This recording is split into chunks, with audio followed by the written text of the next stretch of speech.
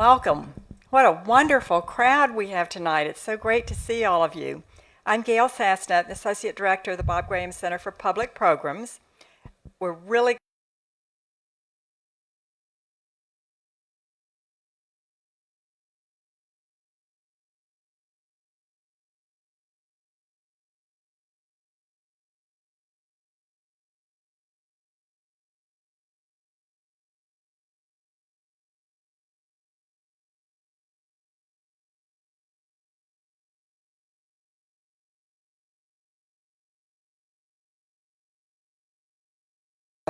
Memorial Museum called Defusing Hate. OverZero was then founded to reduce, prevent, and create long-term societal resilience to violence, to help societies resist division and strive towards positive peace. You're going to learn more about OverZero's work and approach as she speaks.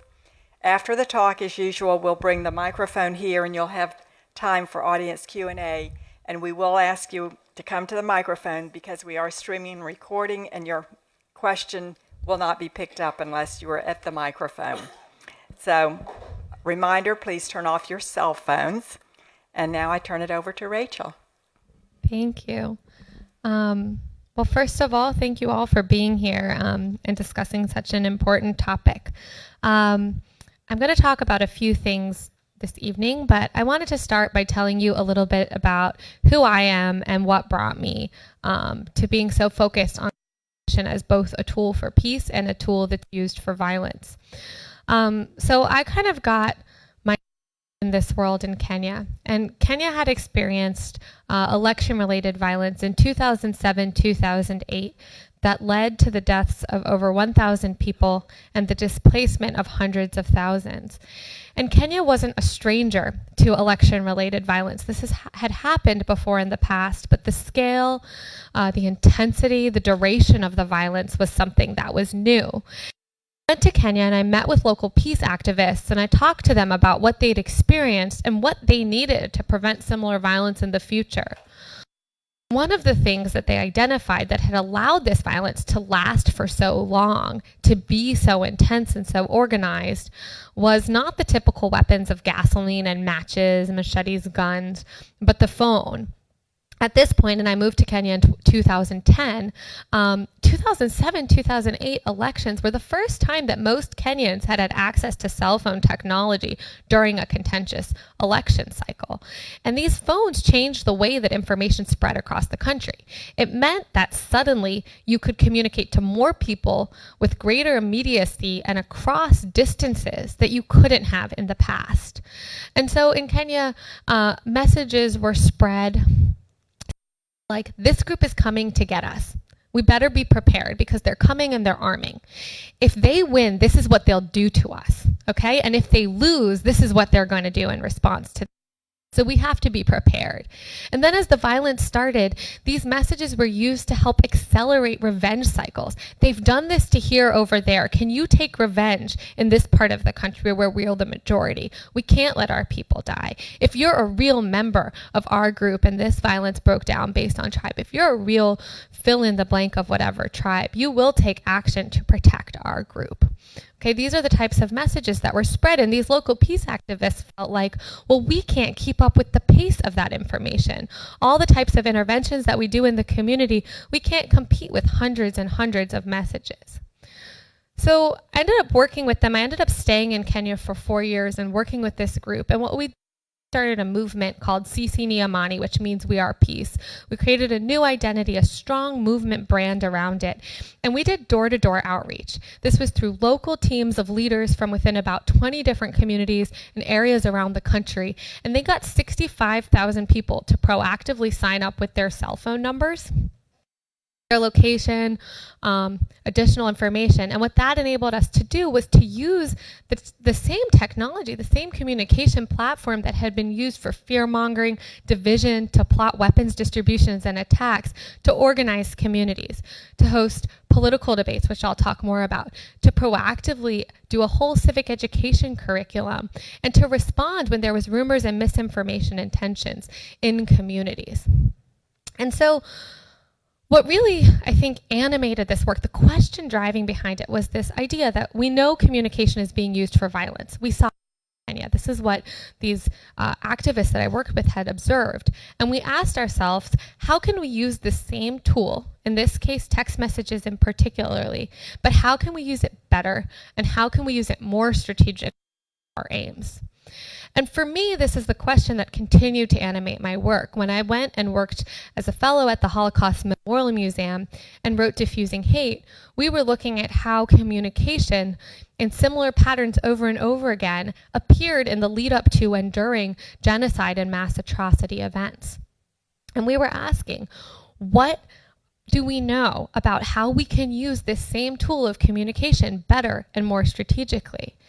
And one thing I want to convey to you is when I talk about communication, I don't just mean a campaign or a slogan. If we think about who we are as humans, communication is inherent in every part of our lives. It's how we make sense of events.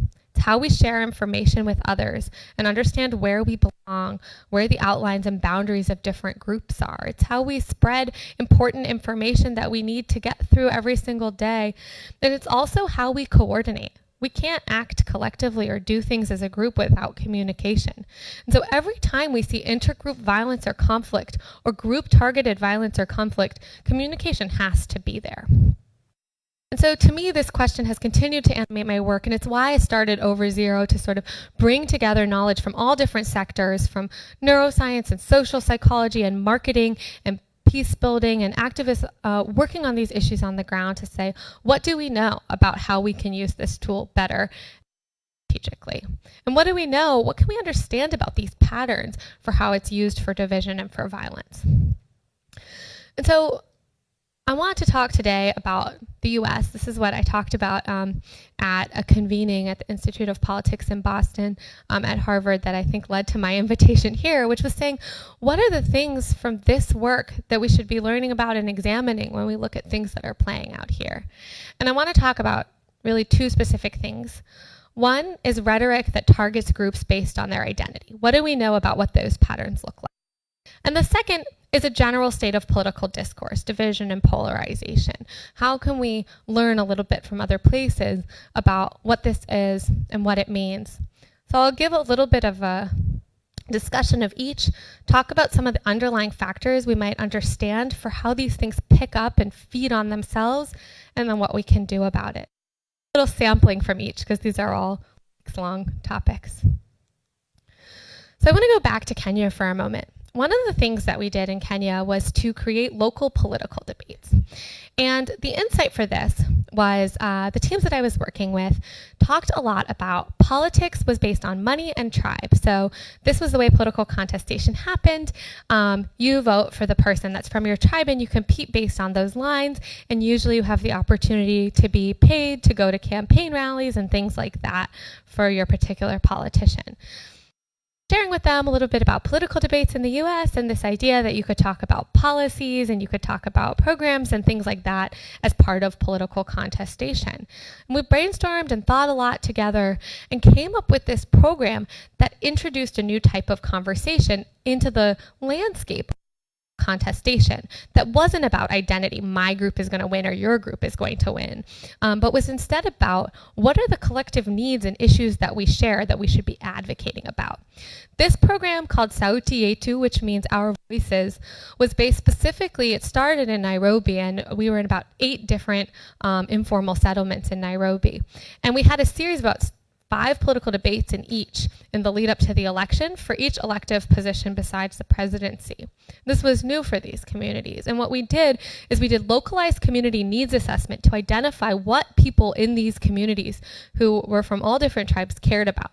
Was it education and their schools being better resourced? Was it having better health facilities, paving roads, closing open sewage lines, a whole host of things? We had them prioritize and come up with questions for politicians about those specific local issues. Eventually, the team that I worked with, and this is still ongoing, they expanded across the country to start these conversations that brought the conversation away from contestation on identity and towards contestation on ideas and shared needs. Replace or get rid of identity overnight, but we wanted to add a variable that brought people together. sitting with someone from across a divide and advocating collectively. And of course, I think seeing our last political cycle and what it looked like, a lot of my old colleagues reached out to me on our WhatsApp chat saying, like, what's going on? Can you explain this to us? And I think one of the ways we can understand some of what's happened in our general state of political discourse, and more recently in the last year or so, a lot of research has come out to show this, is that we've moved from being polarized and divided and arguing about ideas or issues, to arguing about identity.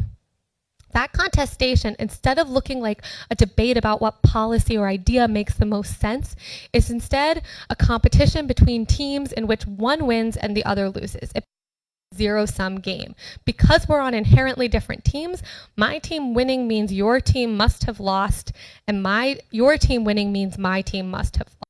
This is my favorite example of a zero-sum game. I love ice cream a lot, so if somebody else gets an ice cream cone and I don't, I feel like I've really lost. And it's a finite resource. One person gets it, the other one doesn't. Really problematic place for our politics to be in. It makes it almost impossible for us to solve any other issue, and it means that we'll often end up rooting for our team no matter what. Right? So we're more invested potentially in our team, our group winning, than we are in actually the issues as they play out. And so this is a really important dynamic, I think, for us to understand and address. And like I mentioned, recent research shows that we are identity polarized rather than just issue polarized. And we are more polarized based on identity. We think that someone on the other side of the political aisle is an other and is fundamentally different from us than we are actually different based on issues. And this is also what they call affective polarization. We have really negative emotions towards that group, on the other side. The other thing I just want to talk a little bit about, what types of dynamics we see playing out, is the targeting of groups based on their identity. And we also see this, and I think it becomes more possible in a polarized environment where we're supporting our team no matter what, for this to emerge without being contested. This is the type of thing that we hear called hate speech in the field of genocide and atrocity prevention. We also talk about incitement or dangerous speech. The point I want to make here is that the type of speech or rhetoric that should concern us when it comes to opening avenues for be targeted, increasing risk that groups will be targeted based on their identity with violence or with other forms of harm, goes beyond just what we consider as hate speech. It goes beyond just badly intentioned or mean speech. And it involves the construction of an other that is threatening, and that we may deal with however is necessary to basically get rid of a threat. But it also requires the building of an us that's in need of protection.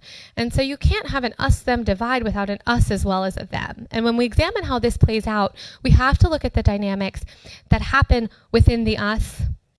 Speech is used within the group that's being mobilized to either participate in or just accept and be silent about the harm. How is communication silencing people and dissent? How is it mobilizing support within a group and building that identity become important? And what are the things we should be concerned about in terms of the type of rhetoric that targets and helps construct the idea of a them that is other? Like I mentioned, the group being targeted is often constructed as somehow threatening. If you think about it, if I do something bad to someone, my best line of defense is always, I was acting in self-defense, right? And so there's this idea that a group might be a threat to our physical safety, to our group's purity. This is often really common, and even to our way of life, our assets, our status, right? The idea that a group is somehow a threat.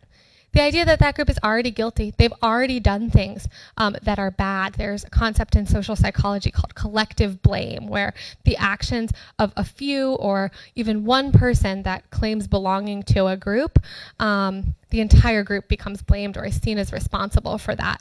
And political scientist Jonathan Leader Maynard called the idea that an entire group is guilty of even past violence or things like that committed by prior generations is one of the things, the mechanisms that justifies genocide and mass atrocity, the ideas that becomes prevalent.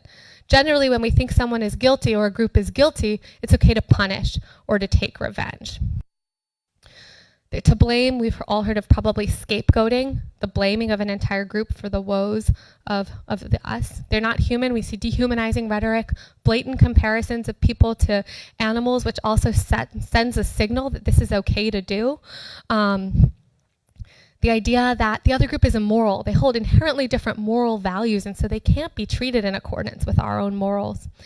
And one more thing to just say on this is that all this depends on a very essentialized group of view of the group that's being targeted. Now that group is a collective.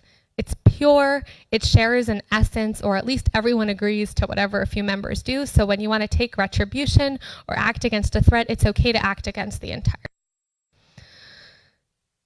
We often overlook the dynamics that go on within the us, because we're so focused on the rhetoric or the things that are so, it's much clearer to see the targeting of the them. But us is often portrayed as in need of that type of protection or avenging, right? So us, we are moral, right? And good, right? It's important to remember that groups always see themselves as the ones in the right or good. It's no accident that we often see narratives that say we're the victim on behalf of the perpetrators. This goes along with that threat construction. Hutu propagandists coined the term accusation in a mirror. The only way to commit genocide against the Tutsi is to accuse them of plotting the same exact thing against us, right? So we're in the right, we're the good ones. We're just protecting. We're victims. We don't have any choice besides for violence because that other group is just so threatening. And then strong norms are created, which increase the pressure for people to go along. Early on, we see targeting of what we call in-group moderates. Willing to stand up and say, maybe we should talk to that group. Maybe they're not all a threat. Maybe we should take a different course of action is often portrayed as naive, maybe at best, blundering, traitorous at worst. In any way, sort of not a real upstanding member of our group. And on the other hand, violence is held up as something that's not just justified, but necessary and to be admired because you're protecting the members of your own group. We frequently see women and children employed as the reason for violence. We have to protect women and children, the vulnerable amongst us. And of course, this is also from Jonathan's work, we have to create a better future. There might be some harm right now, but we're going to get to a better society where we and our children can flourish.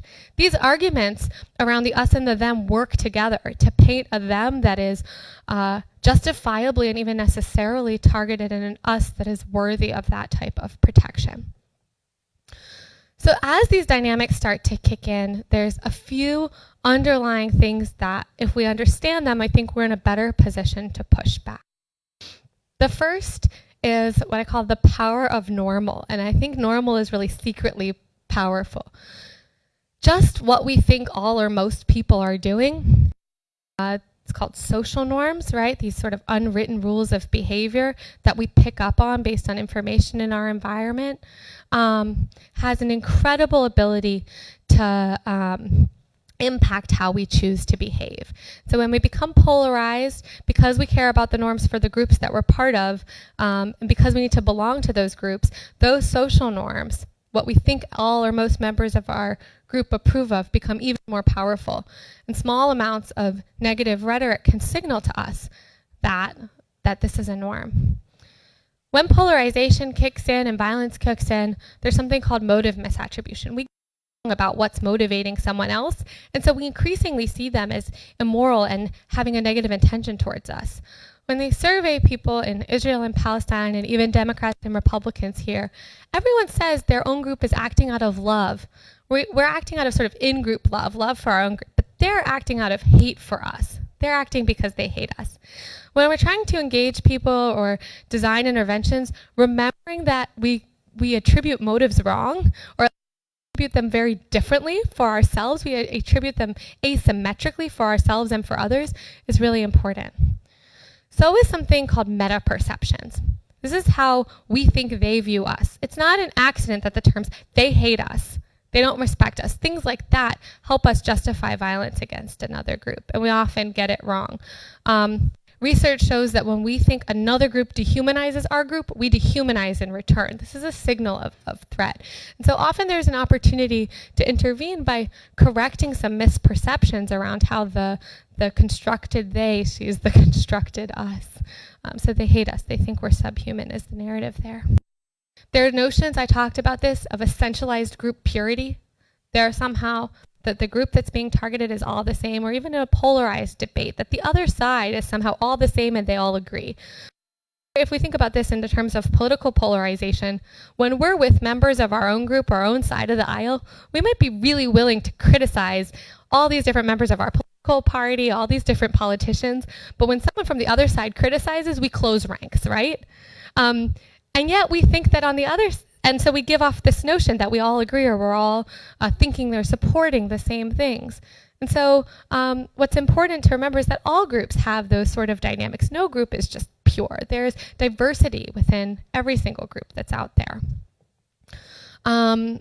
Another thing is that we have a lot of biases in terms of how we process information.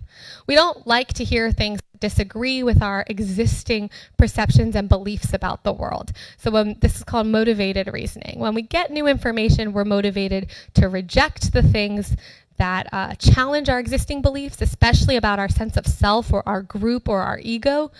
And then we accept the things that confirm them and even look for them. And sometimes in the process of rejecting the information that we don't like, it can even backfire. Everyone who agrees with us, all the reasons the person challenging us might be out to get us or be malintentioned. And so we have an easy time to reject what they're saying, and we can even more firmly entrenched in our own beliefs. So this is called the backfire effect. And what this can do, and I think what we see, is that we not only enter into a world where we're misidentifying each other's motivations for how we're acting. We not only enter a world where we think that that group finds us to be threatening or less than human. We're also entering in a world where we have two different sets of facts. Facts and your facts. We're not even necessarily arguing over the same thing or understanding what it is that we're arguing about. So what can we do and where can we start? And this is just a sampling of some of the things to take into account. But I think we have to start by doing just that type of analysis under the surface and saying, what are the dynamics that are at play and that are playing out and could lead us further in a negative direction? Where are there opportunities to turn them back? So I wanted to give just sort of a list of things that we can consider in terms of what we can do. And then I want to leave you with sort of two stories about how this has worked in the most extreme scenarios. And then I'm hoping you'll have good, interesting, challenging questions so that we can talk together. So one thing that's important is knowing what to avoid. So just based on the last little thing that we talked about motivated reasoning and the backfire effect, one thing is that sticking to existing frames and arguing and telling people that they're wrong usually just isn't really going to get us very far. It makes people defensive. Starting with beliefs can be really challenging, but especially if we stay in existing frames where somebody changing their belief means saying their group is wrong. We need to give people some face-saving outs or routes to take to make a shift. The second thing, which I think is challenging, avoiding shaming. And I want to talk for a second about the difference between shame and guilt. So guilt says I did something bad. Right? I did something bad, now I have to make amends. Shame says I am bad. I'm somehow rotten or bad at the core. When we do things like call names, we're telling someone they are something bad. We're not saying that action is not acceptable. And this is a really important distinction to make. When we shame or when we call names, that emotion of shame, what it does is drive a very defensive posture, right? It drives up someone's defenses, makes them even less willing, less likely to accept a new way of looking at things or a new pathway forward. And so this is a fine line to walk. It doesn't mean that we shouldn't draw a line and say that certain behaviors are not acceptable, but it means that when we're drawing that line and calling out specific behaviors as not acceptable, we're not doing it by calling the people themselves less than human, rotten, etc. We're saying that action is not okay. Because like I said, shaming really backfires. And I talked about that closing ranks around an identity group. Often the effect of on a larger group is to close ranks around the person that's being targeted. So we should be very careful of the use of shaming as a tool. And this does not mean that we don't use the tool of calling out actions. It's the difference between talking about someone's essence and saying you are essentially bad and saying that action is not acceptable and it's not okay. To shifting out of existing frames, what new questions can you ask that change the conversation away from something that people already know what they believe on, right? How many conversations in our political atmosphere right now do you just know your answer because of what side of the aisle you fall on, and you don't even think anymore about the details of your position, right? Because nobody's ever asking about the details. It's just, are you on this side or are you on that side? What new questions can we ask to open new avenues of debate and even debate different questions that get people out of that comfort zone of just being able to show their team jersey, right? How can we ask something that gets us out of that team sports and that people don't actually know the answer from their team, right? We have to find a way to have new types of conversations and questions. One way to think about doing this is to start with values. If you're arguing against what someone believes, you can be perceived to be arguing against a value that they hold. So instead of saying, what do you believe and why? Asking how did you come to believe that can be important. This talks more to the political polarization piece than the group targeted harm piece. But if you're trying to have conversations that are across that divide, these are some examples of questions to ask. And I think we have a live stream, so we're not going to do a pause and actually do an activity here, but I'll throw this up at the end because I think it's an interesting experience and exercise to try having a conversation about a political issue that's very team jersey-esque, right? Where we're generally just showing what team we're on. And answering these questions for yourself and asking them of someone else. Why is this important to you? When did it become important? What's that story of how this issue came to matter to you personally? This is a more unique type of question that requires people getting personal. When have you doubted? When have you doubted your position on this issue, if ever? Or what's made you question it or think more about it? This chinks away at that idea that armor around different groups that says we're all the same, we all believe everything, we believe 100%, we've never asked a question, there's no uncertainty there. This gets at some of those misperceptions we have. Sure. What makes you so sure about your opinion? This is not asking someone to change their mind. This is asking them to share the story of their relationship to an issue, why it matters to them, how that's evolved over time, and to even share some uncertainty, but also what makes them sure. And so this is a really fundamentally different type of conversation. The second you enter into a conversation saying, I'm going to change your mind, someone's defenses are up. All of our defenses are up. Is also really, really important. And I mentioned before that to me, these issues in this country of political polarization and group-targeted harm and rhetoric are incredibly interlinked with each other. Okay, so when you have extreme polarization, when our identity becomes more like team sports, our division becomes more identity rather than issue-based, there's less wiggle room. We have to belong in one place or the other. There's no room for nuance or disagreement. And one thing we know in conflict is identities can become much more singular and rigid. And especially when our group is seen as being under threat, the parameters of what it takes to be part of our group become more rigid. The sort of rules for staying involved, the willingness to help other members increases. And that those rigid, very singular identities are important. When it gets to the point that, I guess a foundational piece here is we all have multiple identities, okay? I'm from Baltimore, so I'm a really big Orioles fan. I went to Tufts, so I'm a jumbo. I'm Jewish, I'm a daughter, I'm an older sister, I'm a woman. Like, all of these different identities may be more or less salient or activated in different rooms and at different times, depending on who I'm around and what's the situation that I'm in. At an Orioles game, I'm hyper aware that I'm an Orioles fan. If I went to a game in Yankee Stadium and I had my Orioles shirt and hat on, I would be hyper aware in a different way. I would feel maybe a lack of a sense of belonging or a feeling of competitiveness. And what's important to remember is that we all always have these multiple identities, but they can become more or less primed or salient at different moments and at different times. And when a group comes under threat, and when it's a group that we don't really have much choice in, being part of. So there's some sticky identities, the color of our skin, our religion, the language that we speak, these things that are hard to change and externally perceived. The more things like our political identity comes like that, the harder it is to step outside of our group, and the more salient and strong those in-group norms become, and the more likely that will not just encourage negative action if our group does, but that we might stay silent. And so what's really important as identities become more singular and rigid is to find cross-cutting identities that cross different conflict lines and keep them alive and prime for those too, so that we have competitive identities that can compete with the identities that are being used to divide it. So we can ask, what are the various types of conflict-related identities that are at play?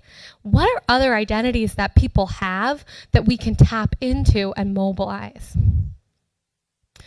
Another thing that's really important and relates to this is that it's important to create really strong norms. Really strong norms about what type of rhetoric is okay, what type of actions are okay, what we do or don't do. And in a situation where we have, for example, high levels of polarization and group targeted harm, that has to cross conflict lines.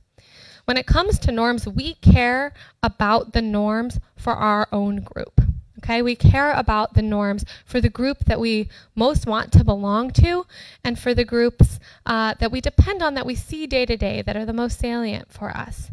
And so look at creating norms against group-targeted harm and violence, or undermining the norms that help us polarize, we need to make sure that we're doing those norms across the political spectrum and for a whole variety of different groups. So what are the group identities that matter to people, and how can you promote strong norms within them?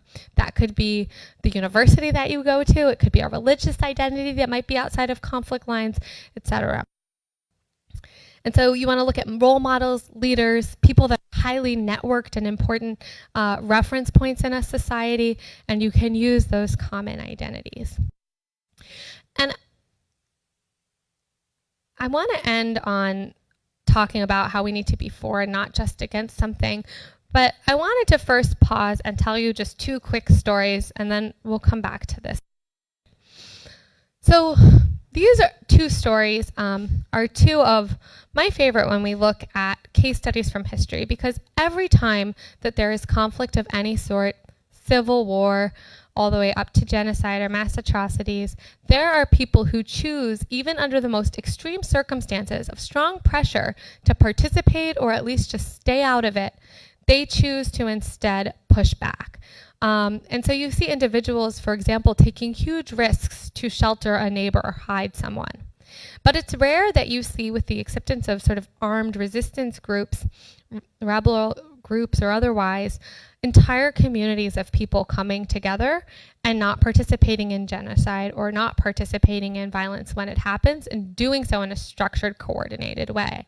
And there are two really beautiful examples from history. And if you would like to learn more about them, I suggest the book Opting Out of War by Marsha Wallace and Mary Anderson. But these examples sort of demonstrate a lot of what we talked about, as well as the importance of leadership and role models and people proactively recognizing when we see these signs of rhetoric and doing something about it.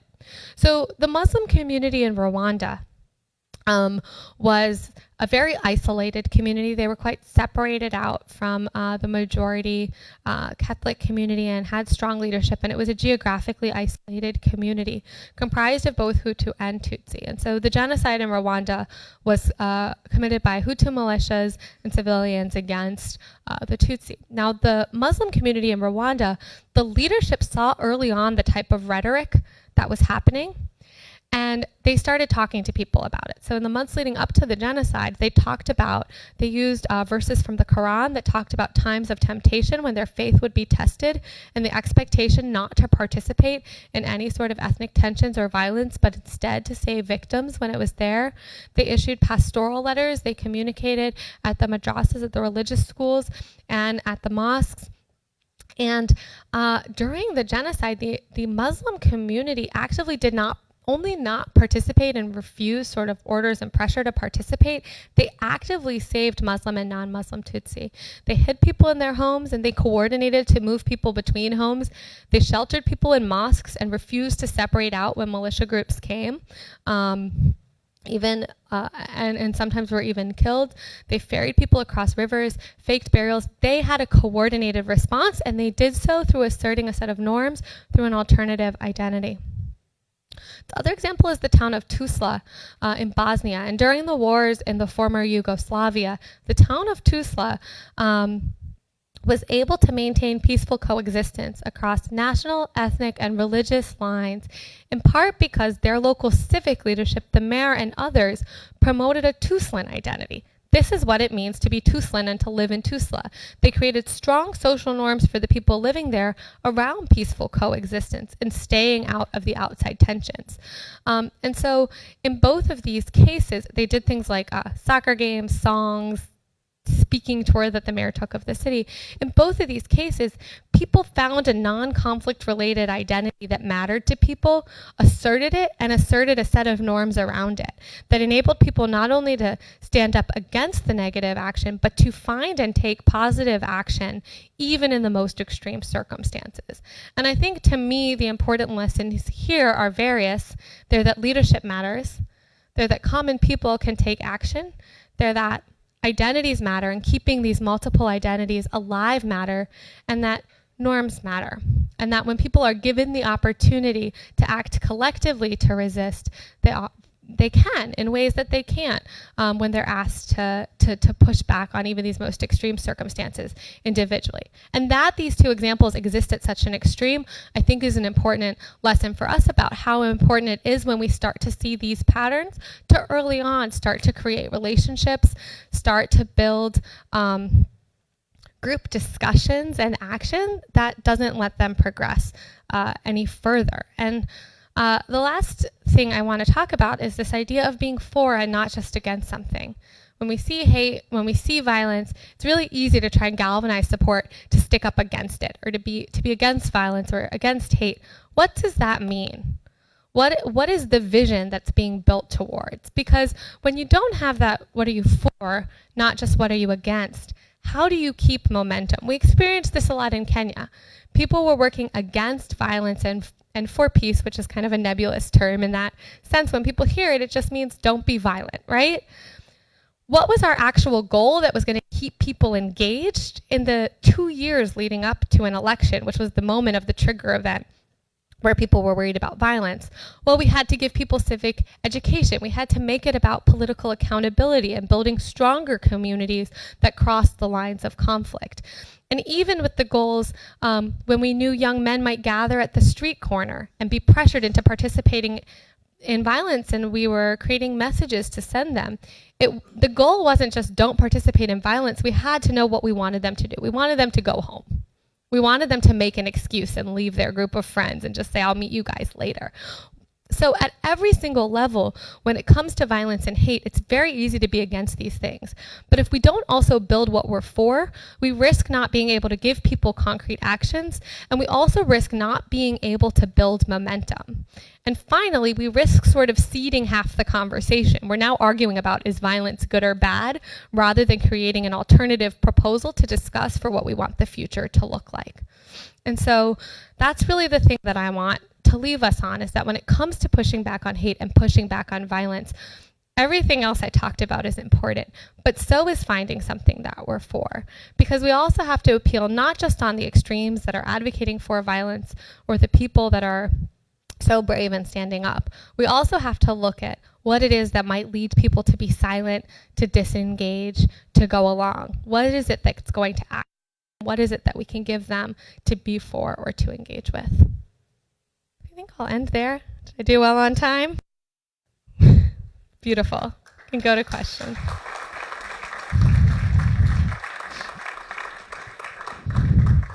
Who has the first question?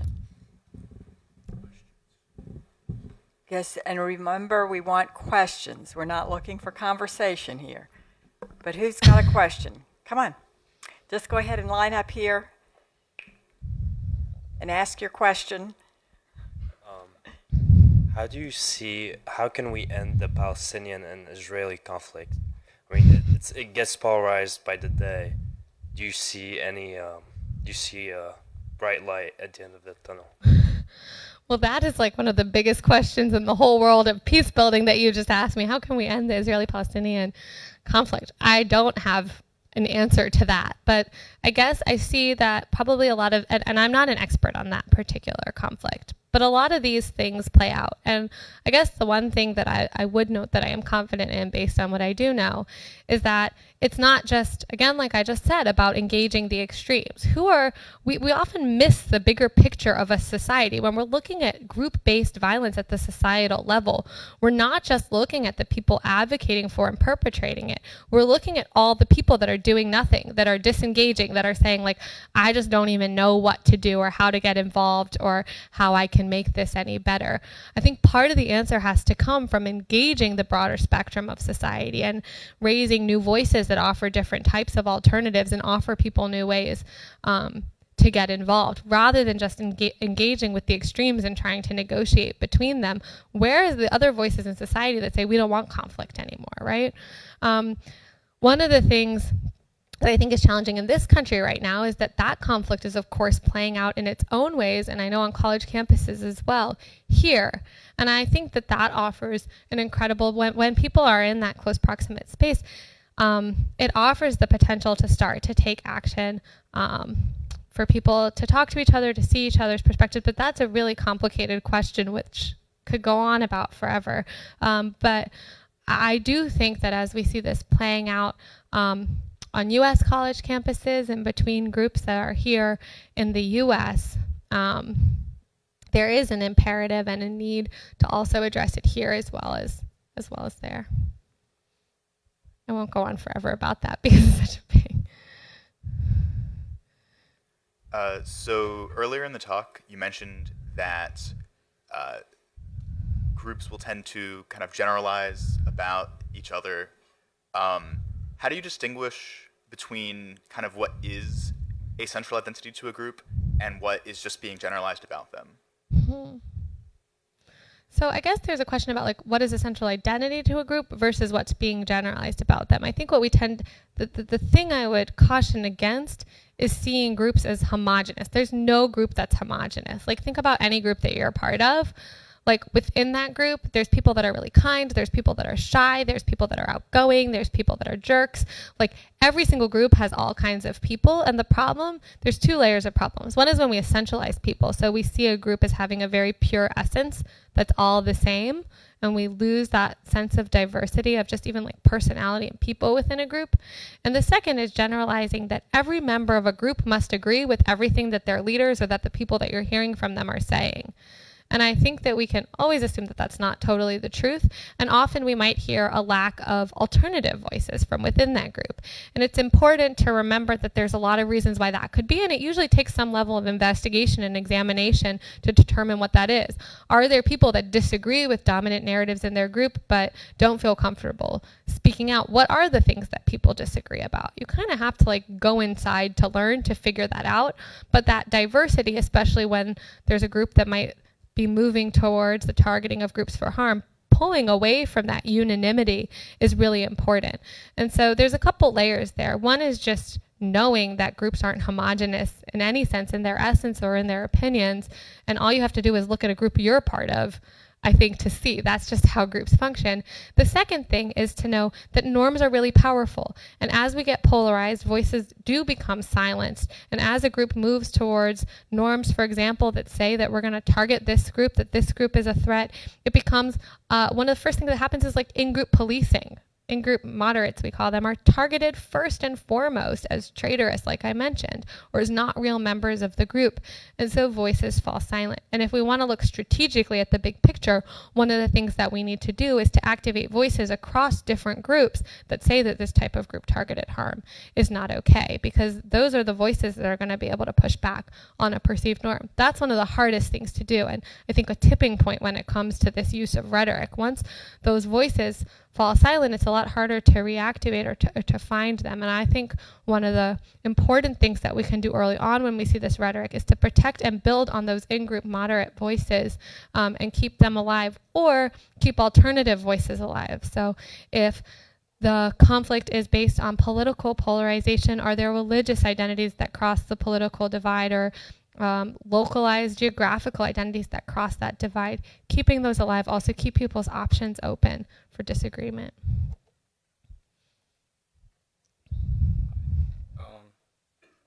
So how can a person today develop good opinions, judgments, and knowledge when when knowledge is really cheap? It's really, because we're kind of in an information age.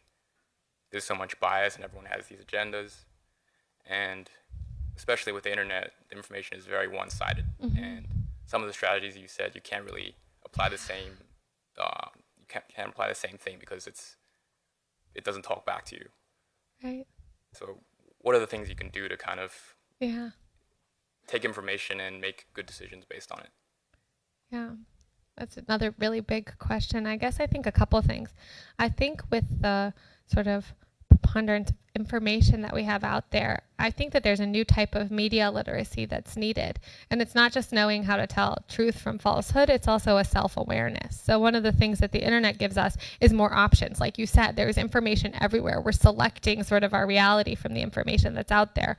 Without an awareness of our own biases and the way our brain works to process information and all the different heuristics, the shortcuts that it takes to find what's true in the world, which have not been rewired in order to adapt to the internet. These are pretty old mechanisms for how our brain works. If we don't understand those, then we are not media literate in today's world. So I think that there's an internal self-awareness that's a critical piece of our ability to sort through all the information is out there.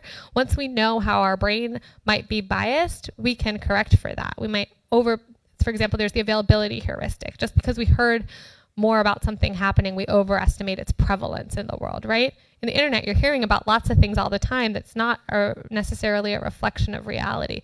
We need to kind of understand our wiring in order to understand how it's interacting with these new platforms. I also think that if you want to form opinions and things like that, it's not just depending on one source, right?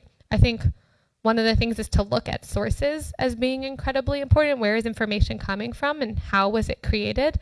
But not to forget about things like books and theories and things that exist and libraries where you can pick up this knowledge that was created. I think that a sense of curiosity, a willingness to look at different types of sources and that self-awareness are really critical to be sort of literate for information in today's world. And I also, what you brought up about different strategies working or not working, I think that we can apply all of this to the internet. One of the things that social media platforms change is how social norms are formed, right? So what it takes to become a very loud, prominent voice might be a lot of time and the ability to buy a troll factory or things like that. Like, how are we signaling norms? Voices go silent on social media too. People stop posting or interacting when they know that they're going to be targeted for saying something that their group disagrees with. People are, right? So all of these dynamics, because they're so fundamentally human, also play out on these platforms. We just have to analyze how they're playing out and think about, okay, well, if norms are being signaled in one direction through some voices that are being promoted on this platform, how do we promote something different? And how do we reach into these different bubbles? Who are the people that are influential or highly connected norm setters for these different online spaces? So I think we can ask a lot of these same questions, but apply them to the internet as a space or to a certain platform as a space. First off, thank you for coming to campus and giving this presentation. I'd like to ask a question on motive misattribution. Mm-hmm. It really, when you mentioned that, it sparked my interest in this. Insofar as American politics, I think we've seen a ramp up of that considerably in the past 8 years, and many people recall the time when Senator McCain defended then Senator Obama and said, well, no, ma'am, against a woman who accused him of being a Muslim. He said, no, ma'am, he's not a Muslim. He's a man who I happen to have policy disagreements with, but he's a good man and he wants what's good for this country. This country. How do you think we can get back to that sort of assumption of that, even though my political opponent may disagree with me on policy, they're fundamentally a good person and want a good thing for this country, rather than like they want to destroy this country with a socialist view, and and for the other side, they want to destroy this country with a fascist view. Yeah. Beyond a socialist view, right? It's anarchy and and beyond. I think that example is really interesting because it also shows where our country was at that time, which is that the accusation of being Muslim was something to be defended against, right? I mean, I guess part of that was that if that was true, he would have been lying. But I think exactly. Yeah. But the defense was he's a good Christian, right? So I think that shows a lot about identity being mobilized and what's the us that's still being created there. And there's still an other in that equation. But I think and I think that so I want to like point that out to us all because I think it's an important moment to think back on for all these different pieces. One, that we can see already the targeting of a group of people, which was being seeded and built upon. And we can see that at that time, Senator McCain drew a boundary of an us with him and Obama that said, no, he's still a good Christian, right? So that was the us them boundary that gets created. At the same, I think that what you're pointing out about how we've gone from we disagree on policies to they want to destroy us and they hate us speaks to this, like all these components that build into this team sports or very tribal mentality, which says no longer like we disagree on something, but I hate you, you're stupid, you hate me, and you want to threaten me, and you want to destroy our entire country. And I think walking back from that requires a different skill set and understanding of what's going on than when we're just arguing about policies. We now have to deal with polarized identities. And that is very much a conflict resolution or reconciliation or whatever it might be process. But I think that a lot of that polarization is also rooted in real issues, and the degree to which people want to address long-term challenges that we face in terms of marginalizing different groups, in terms of people's rights in this country. So I think one of the really big challenges that we have is how do we have these conversations about the issues that matter and start to make headway on them? That's only possible when we get out of the mentality of I can't even talk to you because you're just sort of evil and malintentioned. And I think that this also speaks to the social norms component of it, where loud voices set the conversation. I think that if you polled most people in this country, they don't like the tone of our political discourse right now. They'd rather not be polarized in that way. So can you build on that? Who are the people that are feeling like that? Who are the disaffected people? Because quite a large number of people didn't vote in this last election, which might also imply that we're quite politically polarized, but we're also very disengaged.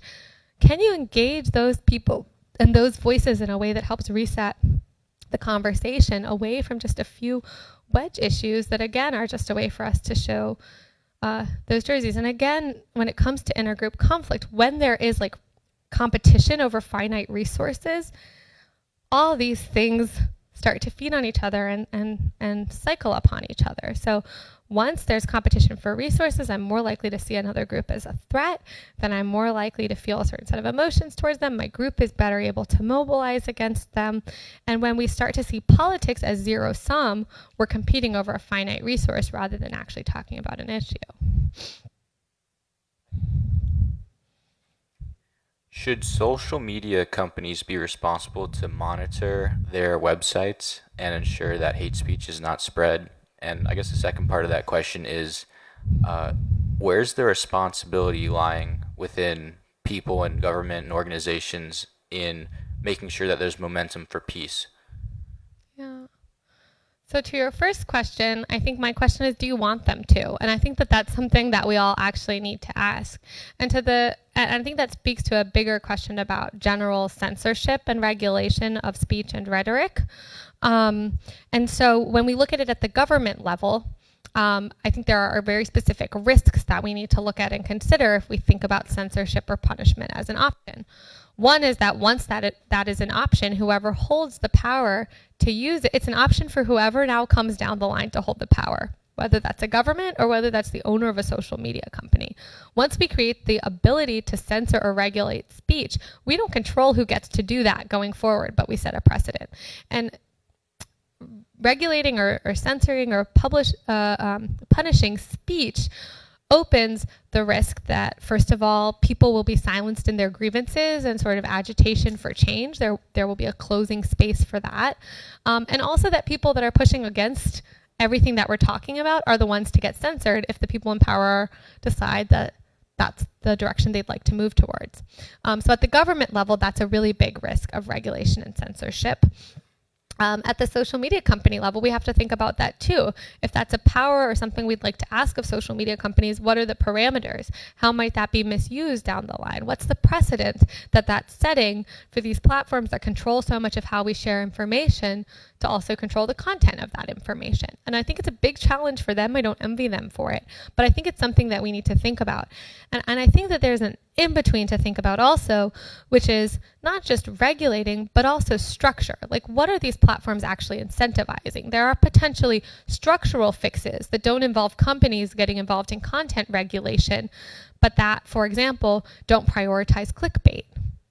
And we know there's a recent study that came out, Sin on a Roll and a few others out of MIT, that saw that on social media, things that invoke fear or a sense of novelty spread faster, right? So there are ways to think about algorithms and the structure of these platforms that I think can curtail the sort of hyper spread of this negative information and the silencing of other voices. And so I think that's complicated. And the two other risks I'll just mention for censorship and punishment are that you draw more attention to the speech and the speaker because they get coverage for having been censored, and also that they can become martyrs, especially if they're punished. See, I was willing to suffer because I was telling the truth or speaking up for our group. In terms of the responsibility of government and other actors to promote peace and youth communication to do it, hypothetically, yes. But I also think that what they should or shouldn't do, that's important. It's important for us to hold them accountable, but there's also looking at their reality and not only waiting for political leaders. I think that one of the things that we know is that leadership at all levels matter.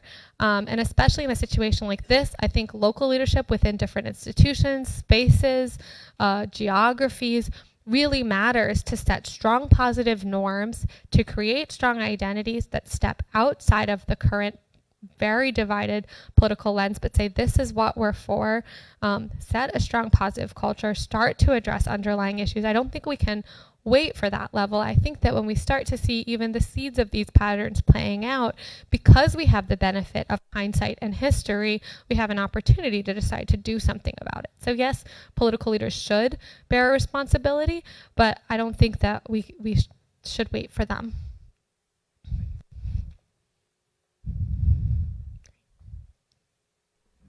Thank you so much, Rachel. Really meaty. And we help me welcome her, or thank her, not welcome her, but thank her. Thank you all.